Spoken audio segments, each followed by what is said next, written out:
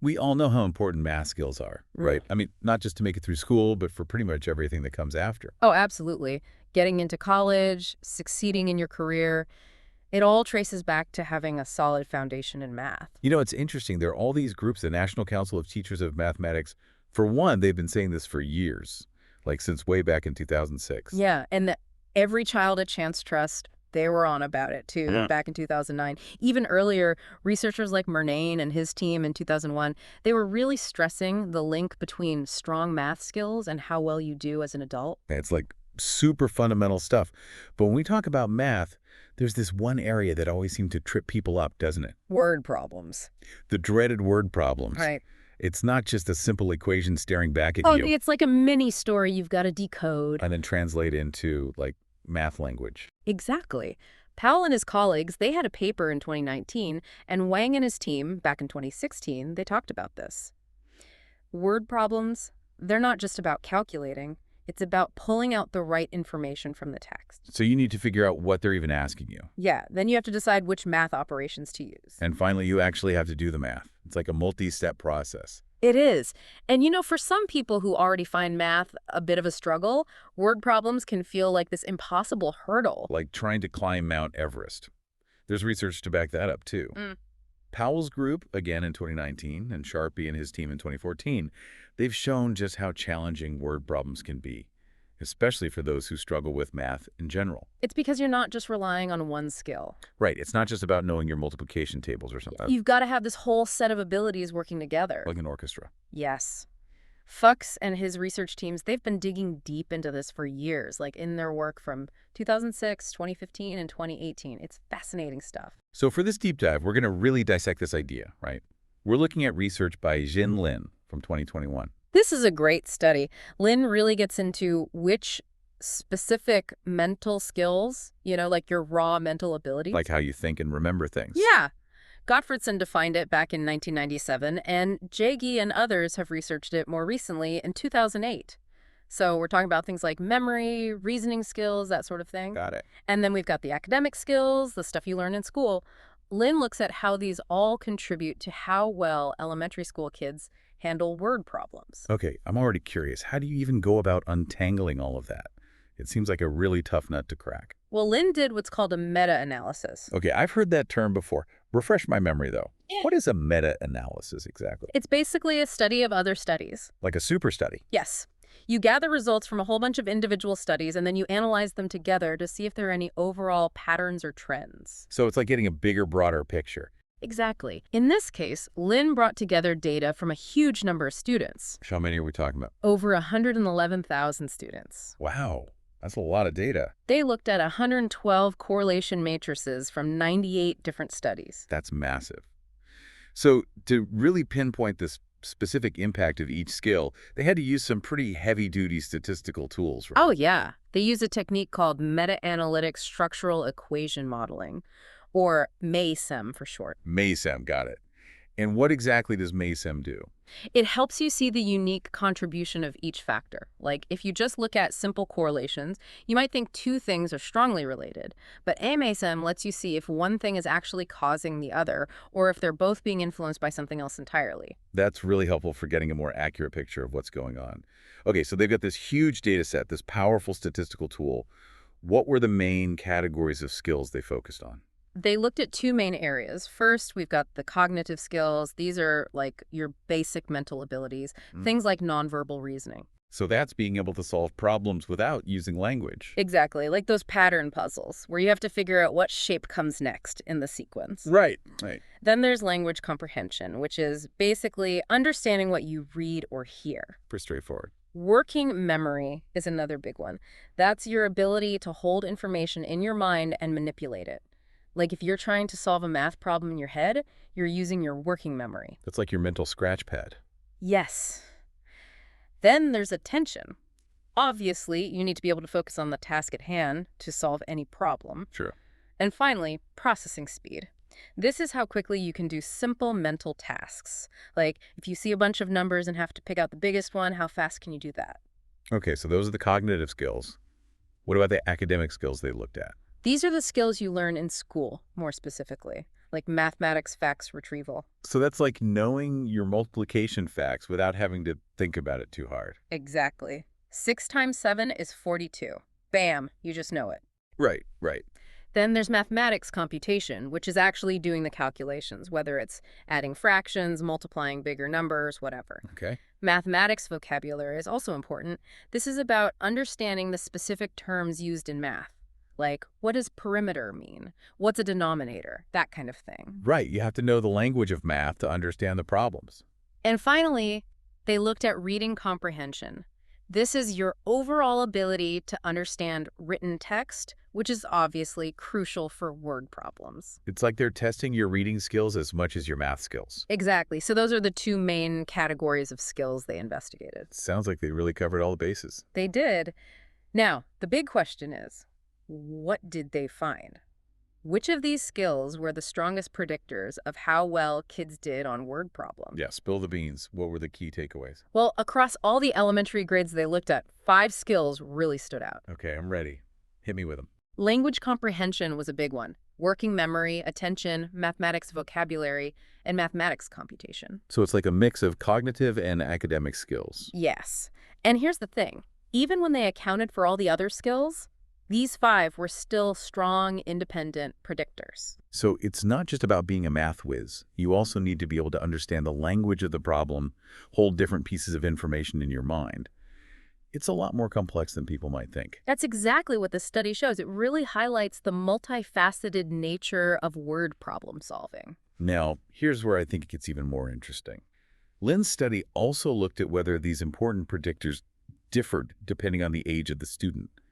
Like, were the same skills equally important for younger kids, say in kindergarten through 2nd grade, as they were for older kids, those in 3rd through 5th grade? That's a great question, and it turns out the answer is no.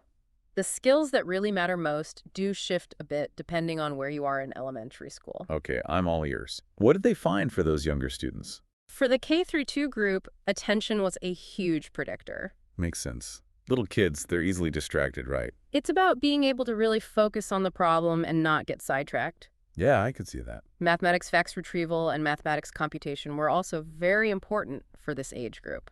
It's like if you know your basic addition and subtraction facts and you can do simple calculations, you're good to go. Pretty much. The word problems at that level are usually pretty straightforward, often just one-step problems. Right, right. Okay, so what about the older kids, 3rd through 5th grade? What skills were most important for them? For them, the cognitive skills became even more important. So they need more than just basic math facts. Exactly. Nonverbal reasoning, language comprehension, working memory, and attention, all of these were strong predictors for the older students. I guess the problems they're facing are getting more complex, more multi-step problems. Absolutely. They have to deal with more abstract concepts, maybe visualize things in their heads, keep track of more information. Working memory must be really important at that stage. Oh, it's crucial. But even though those cognitive skills became more prominent for older kids, math vocabulary and computation were still really important too. So they still need to know the math terms and be able to do the calculations, even if they're more complicated calculations. Precisely. It's not like one set of skills becomes completely irrelevant. It's more like the emphasis shifts. I'm seeing a pattern here. It's really about having this well-rounded set of skills, both cognitive and academic, working together in harmony. Couldn't have said it better myself. And this all ties back to a theory called the dual process theory, right? Yes. Evans and Stanovich, they laid it out in 2013. Basically, it says that when we're doing complex tasks, we use both our stored knowledge, which are those academic skills, and our general cognitive abilities. Okay, I follow. And what Lynn's research suggests is that when you have strong academic skills, like being able to instantly recall math facts or do simple calculations, it actually frees up your cognitive resources. You're not using all your brain power just trying to remember what 8 times 9 is. So you can focus on understanding the problem itself, figuring out the best way to solve it. Exactly. So for all the teachers and parents out there listening, there are some really important practical takeaways from this research. Yeah, let's talk about that. What should we be doing differently to help kids develop strong word problem-solving skills? For younger kids, it's all about building that strong foundation in the basics. Math facts, retrieval, computation, those are key. Drill those multiplication tables. Right, yeah. But don't forget about attention. Right, help them stay focused. Exactly. Find fun, engaging activities that help them practice those skills, but also help them learn to concentrate and avoid distractions. Makes sense. What about for older elementary kids? What should we be focusing on with them? Well, for them, you still want to keep reinforcing those computational skills, but now it's also about building up their math vocabulary, their language comprehension skills, their working memory capacity, and their nonverbal reasoning abilities. So it's about going beyond just the numbers. Definitely. You might use visual aids to help them understand the language and word problems, break down complex sentences, things like that. What about working memory? How can you help them with that? There are lots of strategies. Have them practice solving multi-step problems. Encourage them to talk through their thinking process out loud. Anything that gets them actively using their working memory. So as they get older, it becomes more about teaching them how to think critically and strategically about solving problems. Exactly. And there's some great research out there on specific instructional strategies that can help. Oh yeah, like what? Well, Powell and Fuchs had a paper in 2018 where they talked about using schemas. Schemas. Remind me what those are again. They're basically visual representations of different types of word problems. Like a schema for a rate problem might show a little car traveling a certain distance at a certain speed. Oh, I see. So it helps them visualize the problem. Exactly. And then Fuchs and his colleagues in 2020, they talked about the importance of scaffolding language during word problem instruction. So breaking things down into smaller, more manageable chunks. Yes. And using clear, simple language that the students can understand. So Lynn's study has given us a lot to think about. Yeah. But, like any research, it has its limitations, right? Of course. Yeah. Lynn acknowledges a few limitations in the paper.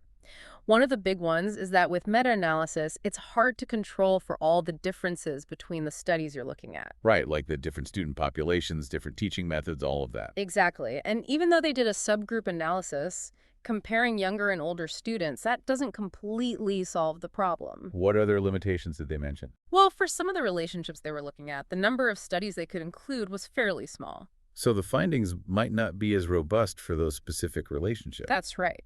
And because they were relying on existing research, they were limited by what other researchers had chosen to study. So there might be other important factors they weren't able to investigate. Exactly. Like they didn't have enough data to look at how the way a word problem is presented, whether it's spoken or written, might affect things. That's an interesting point. And they couldn't really get into the different components of working memory either. Like, is the verbal part of working memory more important for word problems than the visual spatial part? We don't know yet.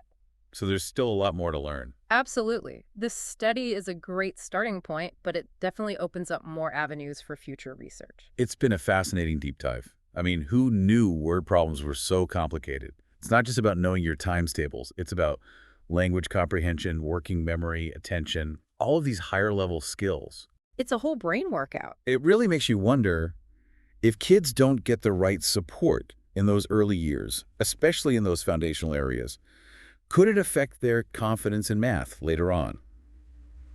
Could they start to think they're just not a math person? That's a great question, and it's something we should all be thinking about. I mean, if we know that different skills are more important at different ages, how can we tailor our teaching methods to better meet those needs? How can we help all students feel successful in math no matter what their starting point is? That's the million-dollar question, isn't it? It is, and it's a question that deserves a lot more attention and research. Thanks for joining me on this deep dive. It's been a really eye-opening conversation. It's been my pleasure. And for all of you listening, I hope this has given you some food for thought about how we can all support young learners in developing the skills they need to tackle those tricky word problems and succeed in math. Absolutely. Let's keep the conversation going.